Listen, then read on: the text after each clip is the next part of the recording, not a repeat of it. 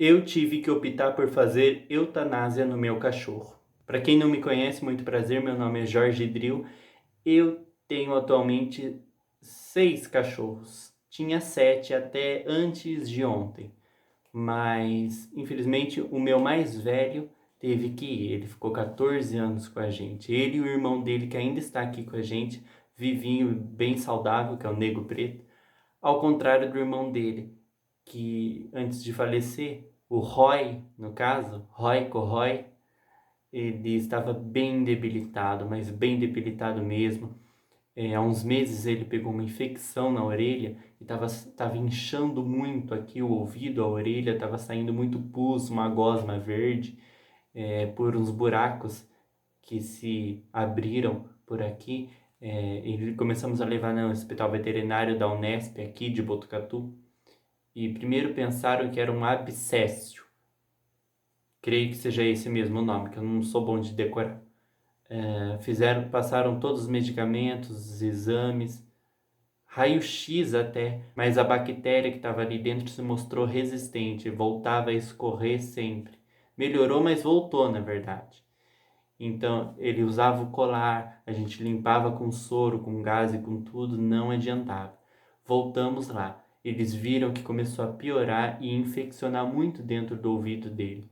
Então, tiveram que remover a orelha e o ouvido. Ele ficou sem orelha e sem ouvido. A cirurgia foi muito delicada, muito complicada. Disseram que tiveram que pedir para os professores, os doutores, gente lá da maior, ir lá ajudar eles. Enfim, foi um dia exaustivo. Deu pontos e nós continuamos limpando, cuidando de acordo com o que eles receitaram. Os remédios demos todos, eram 5 remédios todos os dias, limpeza 2 a 3 vezes por dia, troca de faixa, porque ele ficou com faixa, com colar, mas nada adiantava. Começaram a abrir os pontos, continuou a sair a gosma verde. O pus, na verdade, incomodava muito ele, apesar de ele continuar comendo, bebendo água, andando, indo fazer as suas necessidades sozinho. Eu ia passear ainda com ele nos lugares que eu estava acostumado, que ele passeou a vida inteira comigo. Desde bebê eu levava ele para passear e comendo mato no lugar que eu levava ele para passear, ele comia o mato dele que ele adorava.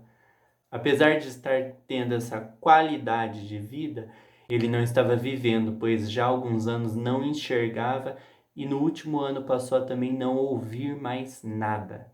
Esse é o Roy, o mais velho dos meus amores, tem 13 anos e há 3 não enxerga com os olhos do corpo absolutamente nada. O motivo é uma doença misteriosa e veterinários charlatões. Mas com os olhos do coração, ele enxerga mais do que a humanidade inteira. E o motivo é um coração puro e a alma de um animal. E a alma de anjo enviado a dedo por Deus para abençoar a minha vida. Eu sou muito grato e tenho muito orgulho de ter tido ele na minha vida. Ficava deitado o dia todo, só levantava ou para realizar suas necessidades fisiológicas ou para eu levar ele passear. Ainda levando ele passear, mesmo com todo o cuidado que eu tivesse, ele tropeçava, ele batia a cabeça, ele caía. Nós aqui de casa, os médicos também fizemos tudo que podia, tudo. Fomos até as últimas consequências, gastamos muito dinheiro, mas nada que nos faça sentirmos arrependidos. Valeu a pena, porque foi tudo por amor, inclusive o último ato que foi optar pela eutanásia. Foi dolorido, mas foi um ato de amor, pois ali nós acreditamos piamente que libertamos o Roy daquela vida de vegetal, pois eu tenho certeza também que ele estava deprimido, pois na sua infância, na sua adolescência, ele foi o cachorro mais sapeca, levado, bagunceiro, aventureiro que já vi na minha vida. E estando ali sem enxergar, sem ouvir, que estímulo que ele tinha para se sentir vivo? O cachorro se sente vivo, se sente feliz, se sente útil para existir, para viver nesse mundo, quando ele tem a noção de que ele está protegendo a casa, de que ele está atento a tudo, de que ele está latindo para o que ele quer latir, de que ele pode brincar, de que ele pode correr. E sem enxergar, sem ouvir, ele não tinha estímulo para latir para nada, pois quando ele perdeu a visão, ele ainda escutava as coisas. Então ele latia para responder ao passarinho, ao carro que passava, ele batia o rabo porque ouvia o portão abrindo, já sabia que era um de nós chegando. Ele escutava a gente falando com ele, ele tinha ainda estímulo, mas depois de perder também a audição, ele entrou em depressão, pois não se sentia mais útil. E era um egoísmo da nossa parte mantê-lo aqui deprimido, sem ver, sem enxergar, sem ouvir e ainda se incomodando com aquele pus que não parava de escorrer, com a dor que ele com certeza estava sentindo.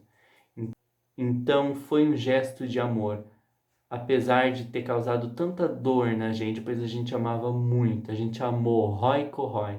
Todo mundo que vinha aqui em casa se apaixonava por ele. Como eu disse antes, foi o cachorro mais bagunceiro, atrapalhado, engraçado e amoroso que já vimos na nossa vida. Ele nasceu aqui em casa de uma cachorra que a gente tinha chamada Duda, a primeira que eu tive na vida, que eu amo muito, eu dava tudo para ver o reencontro dos dois no céu. Foi o primeiro a nascer de uma ninhada de 6. Depois de um tempo, todos eles adoeceram e ele foi o único que não adoeceu, pois numa certa vez que minha mãe foi tentar dar remédio para eles num pedaço de carne, ele foi o primeiro a acordar assim, foi correndo, quase que não deixava minha mãe dar o pedaço de carne para os outros. E foi surpreendente pra gente, porque ele estava todo deitadinho igual os outros, acabadinho assim, quase que nas últimas. Muitos irmãos dele se foram, outro a gente doou e ficou o Nego Preto e ele. Os dois cresceram juntos. Na infância, na adolescência era muito engraçado que o Nego Preto, ele sempre foi muito mais caçador, muito mais sério que o Roy. E numa vez a minha mãe viu essa cena. Ela chegou e o Nego, eles não perceberam, só o Roy percebeu que ela tinha chegado. O Nego não percebeu porque ele estava atento, vendo um rato no quintal. E ele estava assim, daquele jeito que cachorro fica, né? Pronto para dar o bote, ainda de mansinho, o rato não tinha percebido. Mas aí vem o Roy desastrado, vem correndo, esbarra no Nego Preto, os dois caem, rolam juntos. O rato sai correndo, o Nego ainda fica bravo, morde o Roy, como quem diz: olha o que você fez, seu idiota. E era bem o gordo e o magro mesmo, sabe? Eles eram uma dupla muito engraçada, porque o Neno era rabugento, o Roy era brincalhão. Até depois de velho eles brigavam, sabe? Mesmo sem dente nenhum, eles brigavam. E o Roy, quando a gente tava chorando, ele sabia, ele vinha, ele lambia a gente, ele ficava perto da gente, encostava a cabecinha, deitava, dormia junto comigo sempre, depois passou para minha mãe. Ele teve todas as doenças que você pode imaginar. Ele já teve uma doença que ficou todo pipocado, assim, já teve a doença do carrapato, ele já teve gripe muito forte, ele já ficou sem andar, ele já ficou manco, ele já teve depressão antes, ele já teve doença no ouvido que deu bicheira lá dentro do ouvido dele, eu via as larvas se mexendo assim, tinha que tirar capim, só foi horrível. Ele venceu tudo, venceu todas essas doenças. Ele foi um guerreiro, um vencedor, dos maiores que eu já vi na minha vida. Hoje eu sou o guia dele, mas desde sempre e para sempre, ele que me guiou no caminho de descobrir o que é o amor de verdade. Ele, na adolescência dele, pulava um muro, trepava assim no muro para ver a rua, brincava de tudo, mas de tudo, corria para cima e para baixo. Eu brincava, depois que ele já estava mais velho, que ele era o típico professor de educação física aposentado, pois era o gordão, assim, sabe esses professores de educação física cansados já, que já estão em fim de carreira, estão com aquela barriga enorme e chega na aula, só joga a bola assim pros alunos brincar e fica lá sentado na arquibancada, assim. Mas na adolescência esse professor foi aquele atleta, aquele fartão, aquele, mas como sempre foi da gandaia, bebeu muita cerveja e ficou desse jeito, é o Roy. Tipicamente, eu falava que na vida dele ele bebeu muita cerveja, ele ficava com as menininhas, ele aproveitou, ele viveu a vida assim, e daí ele estava debilitado desse jeito idoso porque estava colhendo os frutos de uma vida desregrada, de uma vida na gandaia. E praticamente foi isso mesmo, porque ele derrubava tudo, ele quebrava tudo. Ele fez a maior zona em casa enquanto foi adolescente. Foi um furacão. Pena que naquela época salvar foto daqueles celulares antigos era muito difícil, era muito raro. Então não tem foto dele adolescente, ele criança, infelizmente não tem. Tá para sempre essas memórias no nosso coração. Foram gravados pela lente da emoção, guardados num baú chamado coração. Mas esse vídeo eu queria fazer mais para mandar esse recado para você que está nessa fase difícil, passando por uma doença que está quase levando seu animalzinho, que está fazendo ele sofrer, que ele está nas últimas, que ele está um vegetal. Pense, mas pense bem. Optar pela eutanásia muitas vezes é um ato de amor. Deve ser a última opção. Mas quando chega nesse nível, é um ato de amor. Pois às vezes a gente pensa que manter ele aqui vivo, sim, é um ato de amor, mas dependendo de como ele está, por exemplo, como o Roy estava, manter ele aqui chega a ser um egoísmo da nossa parte. Porque a gente continua mantendo porque a gente gosta dele, a gente gosta de ter a presença dele aqui, por tudo que ele nos representa, por tudo que a gente viveu, por amar ele. Mas será que ele está vivendo bem? Ele está sofrendo?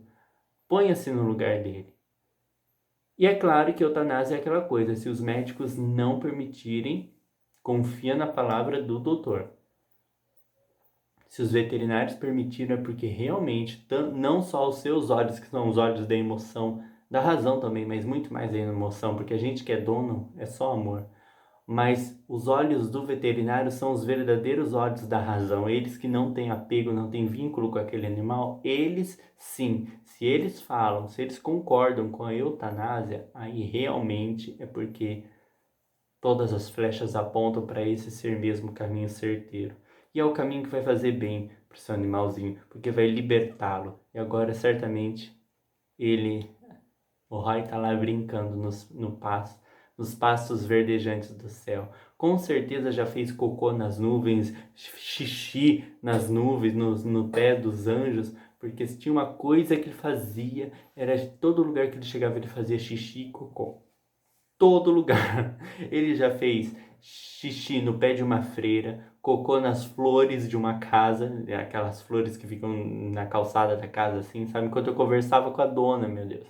Numa praça que a gente tava, eu encontrei uma amiga querida, uma mulher chique, elegante, assim, sabe? E fui apresentar, olha meu cachorrinho, tô passeando com ele. Ele, bem na hora que ela olha, ele me solta um vômito do tamanho do mundo. E ele já comeu muita coisa que não era pra comer, papel, sabe? Solta pum, mas eram uns puns fedorentos. Quando tinha gente em casa, quando a gente tava querendo dormir, aquele calor do cão, ele soltava aqueles puns, que era o pior cheiro que você já ouviu na vida, já sentiu na vida, e comia de tudo. O Roy foi uma figura, vai estar para sempre com a gente. Com certeza ele já encontrou a mãe dele lá, encontrou os outros que partiram, a Juju, a Bebel, que amava, ele brigava horrores com ela, mas ela amava ele. Ele mordia ela, ela aceitava. A Antonella, que tá aqui, cuidava muito dele, ela tá aqui ainda, ficou toda moadinha, sem o vovô dela, o bisa dela, que a gente chamava. Mas ela entendeu, eles entendem muito mais que a gente. Com certeza ele encontrou o Francisco, encontrou todo mundo lá em cima. Deve ter sido um encontro muito bonito. Eu queria deixar aqui registrada essa homenagem ao Roy, ficou 14 anos com a gente. E vai estar para sempre nos nossos corações, para sempre. Eu te amo, Roy. E mandar esse recado para você que está passando por esse momento difícil. Pensa, mas pensa bem. Eutanásia tem que ser sempre a última opção. Porém, dependendo da situação, é um ato de amor. Nem sempre manter o seu amiguinho aqui embaixo, a qualquer custo, é um ato de amor. Às vezes é mais egoísmo da nossa parte. E ele já não aguenta mais. Liberte o seu bichinho. Nenhum bichinho merece sofrer. E vida longa aos nossos amores, nossos anjos de quatro patas.